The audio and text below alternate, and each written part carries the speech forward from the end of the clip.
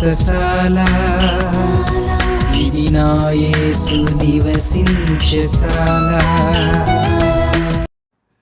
దేవునికి స్తోత్రములు కలుగునుగాక, దేవునికి మహిమ కలుగునుగాక. సర్వశక్తిమంతుడైనటువంటి దేవాతి దేవుడు మనలందరినీ ప్రేమించి ఆయన ఇచ్చినటువంటి శుభదినాన్ని బట్టి దేవదేవుని స్తుతిస్తూ ఉన్నాను. మీ అందరికీ శుభములు వందనములు తెలియజేస్తూ ఉన్నాను ప్రియులారా. ఈ శుభదినాన దేవుడు మనకిచ్చినటువంటి శ్రేష్టమైన వాక్కును చదువుకుందా. పరిశుద్ధ గ్రంథంలో నుండి హెబ్రీయులకు రాసిన పత్రిక 13వ అధ్యాయం 5వ వచనం.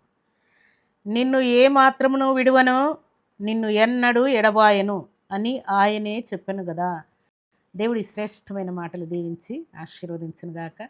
సర్వశక్తిమంతుడైనటువంటి దేవాతి దేవుడు బలమైన శ్రేష్టమైన శక్తి కలిగినటువంటి మాట దేవుడు మనకిస్తూ ఉన్నాడు ప్రియులారా.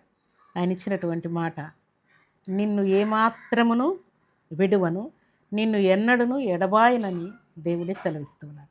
దేవుడు సెలవిచ్చిన మాట ప్రకారం ఆయన విడువనంటూ ఉన్నాడు, ఎడబాయనని సెలవిస్తూ ఉన్నాడు. అలాగే ఎన్నడూ కూడా నిన్ను విడిచిపెట్టనని దేవుడు సెలవిస్తున్నాడు. లోకంలో ఎవరినైనా మనం నమ్ముకుంటే, ఎవరితోనైనా ఫ్రెండ్షిప్ చేస్తే, ఎవరితోనైనా సహవాసం కలిగి ఉంటే వారు కొంతకాలం మనతో సమాధానంగా ఉండొచ్చు ప్రియులారా. కొంతకాలం అయిన తర్వాత వారు మనల్ని విడిచిపెట్టవచ్చు.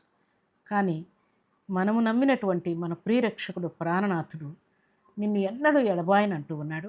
అలాగే దేవుని సన్నిధిలో చేరినటువంటి దేవుని బిడ్డలమైన మనం దేవుడిచ్చినటువంటి వాగ్దానమును జ్ఞాపకం చేసుకుంటే ఆయన ఎన్నడూ కూడా నిన్ను ఎడబాయనని సెలవిస్తున్నాడు. ఏమాత్రం నిన్ను విడిచిపెట్టనని దేవుడు సెలవిస్తున్నాడు.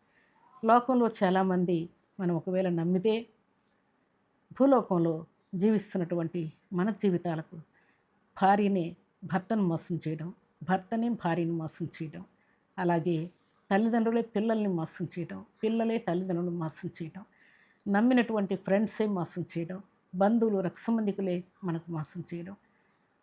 మీరు ఎంత మోసం చేస్తారని నేను అనుకోలేదని మనం ఆశ్చర్యపోవడం, ఇలాంటివి ఎన్నో జరుగుతూ ఉంటాయి ప్రియులారా.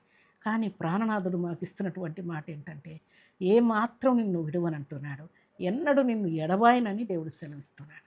దేవుడు సెలవిచ్చినటువంటి మాట ప్రకారం క్లిష్ట కష్ట పరిస్థితులు, భయంకరమైనటువంటి పరిస్థితులు మనకు వచ్చినా సరే దేవుడు మనల్ని ఎడబాయడు ప్రియులారా. ఉదాహరణకు భక్తుడైనటువంటి ఇర్మియాను గోతిలోకి వేసి నీళ్లు లేనటువంటి బురద ప్రాంతంలో వేసి ఆయన్ని ఇబ్బంది పెడుతూ ఉన్నప్పుడు దేవుని సన్నిధిలో ఆయన దేవుని మీద మాత్రమే నిరీక్షణ కలిగి ఉన్నాడు. నా దేవుడు నన్ను విడిచిపెట్టడన్న నిరీక్షణతో ఉన్నాడు ప్రియులారా. అయితే కొంతకాలం అయిన తర్వాత సర్వశక్తిమంతుడైనటువంటి దేవాతి దేవుడు రాజును కదిలించి, రాజును ఒప్పించి ఆయన్ని ఆ బురదల బావిలో నుండి దేవుడు బయటికి తీసుకొని వస్తాడు ప్రియులారా. సువార్త ప్రకటించి కృపనిస్తాడు ప్రియులారా. ఆయన్ని దేవుడు సజీవుగా నిలబెడతాడు ప్రియులారా. ప్రభు సన్నిధిలో చేరిన ప్రభు బిడ్డలమైన మనం ఈ సంగతి జ్ఞాపకం చేసుకుంటే, భక్తుడైనటువంటి సంసోను నాజీరు చేయబడినవాడై ఫిలిస్తీన్ల చేతికి చిక్కి శత్రువుల చేత హతము కావాల్సిన పరిస్థితి వచ్చినప్పుడు ఆయన దేవుని దగ్గర క్షమాపణ కోరుకుంటూ ఈ మాట పలుకుతారు, ప్రభువా, నేను నాజీరు చేయబడినవాడని, నా దోషం అపరాధం క్షమించి ఇప్పుడు నన్ను వారి హృదయ కోరికలు తీర్చుకోవటానికి, వారికి నా మీద ఉన్నటువంటి కోపం తీర్చుకోవటానికి నన్ను వారు హతం చేయాలని, నన్ను చంపేయాలని ప్లాన్ చేస్తూ ఉన్నారు. దయతో మీరు కనికరించి ఈ ఒక్కసారి నాకు నీ శక్తి నాకు ఇవ్వయ్యా, నా చేతనే వారు చావాలి కానీ నేను వారి చేతిలో చనిపోకూడదయ్యా అని ఫిలిస్తీన్ల నిమిత్తం ఆయన ప్రార్థన చేసినప్పుడు దేవుడు గొప్ప శక్తిని ఆయనకి ఇచ్చి, నేను నిన్ను ఏమాత్రం విడువను, ఎన్నడూ నిన్ను ఎడబాయను అని మాట రుజువునట్లుగా సంసోను 2 చేతులతో ఆ స్తంభాలు పట్టుకొని ఒక్కసారి బలముగా నెట్టినప్పుడు దేవుని యొక్క బలము చేత గుడి గోడలన్నీ కూడా, అనగా అక్కడ ఎంతమంది సంసోను చనిపోబోతున్నాడని ఎంతమంది చేరి ఉన్నారో వారందరూ కూడా మరణమయ్యారని వ్రాయబడింది ప్రియులారా.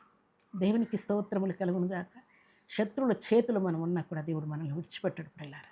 అలాగ భక్తులందరినో దేవుడు విడిచిపెట్టకుండా ఎడబాయకుండా కాపాడిన దేవుడు ఈ శుభదినాన నీ జీవితంలో కూడా నీ భర్తే నీకు శత్రువు కావచ్చు, నీ భార్య శత్రువు కావచ్చు, తల్లిదండ్రులు, అన్నదమ్ములు, అక్కచెల్లెళ్ళు, బంధువులు, రక్తసంబంధికులు, ఫ్రెండ్స్, నమ్మిన వారే నీకు శత్రువులై ఉండొచ్చు. కానీ దేవుడు ఈ శుభదినాన మనకి ఇస్తున్నటువంటి మాట ఏంటంటే, తూచ తప్పకుండా దేవుడు నిన్ను ఎడబాయను, ఎన్నడూ కూడా నిన్ను విడిచిపెట్టనని దేవుడు మాట్లాడుతున్నాడు. కాబట్టి దేవుడు నిన్ను విడిచిపెట్టినప్పుడు కీడు కానీ, కష్టం కానీ, నష్టం కానీ, రోగం కానీ, అశాంతి కానీ, అలజడి కానీ, అవమానాలు కానీ నీ మీదికి రావని, ఒకవేళ వచ్చినట్టు కనబడినా కూడా దేవుడు అత్యధికమైన విజయంతో నిన్ను గెలిపించబోతున్నానని దేవుడు శుభదినాన నీతో మాట్లాడతాడు.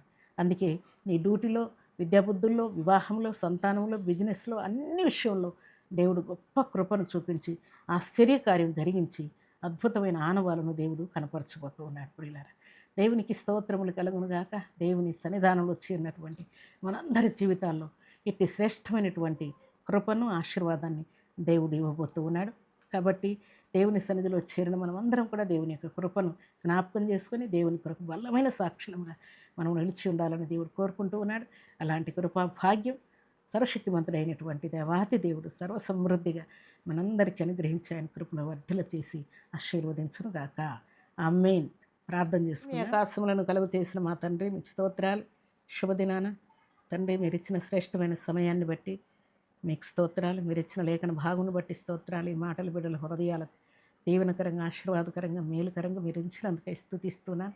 అద్వితీయ సత్యదేవుడు, ఆలోచనకర్తవు, నిన్న నేడు నిరంతరం ఏకరీతిగా ఉన్న దేవుడు, యుగయుగములు తరతరములు నిలిచి ఉన్న దేవుడు, మాట్లాడే దేవుడు, మహామహిమ కలిగిన మహారాజు తండ్రి, మీకు కోట్లాది వందనాలు, స్తుతులు, స్తోత్రములు చెల్లించుకుంటూ ఈ మాటలు మీ బిడ్డలందరికీ దీవెనకరంగా ఉంచుతూ మహిమ పొందమని, నిజముగా నా దేవుడు నన్ను విడిచిపెట్టలేదు, నా దేవుడు నన్ను ఎన్నడూ ఎడబాయలేదన్న సంగతిని జ్ఞాపకం తెచ్చుకొని మీ బిడ్డల ధైర్యంతో, పరిపూర్ణ విశ్వాసంతో మీ కొరకు బలమైన సాక్షులుగా నిలిచి ఉన్నట్టు కరుణ చూపమని, ఈ మాటలు మీ బిడ్డల హృదయాల్లో తండ్రి నిలవరముగా నిలిచి ఉండునుగాక. మీ బిడ్డలు మీ ప్రేమను గుర్తెరుగుదురుగాక. మీ బిడ్డలు మీ కొరకు బలమైన సాక్షులుగా నిలిచి ఉందరుగాక.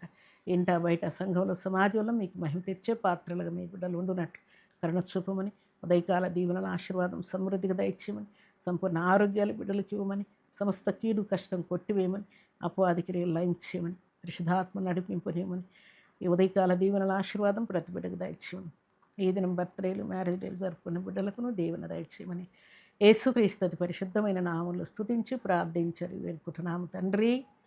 ఆమేన్.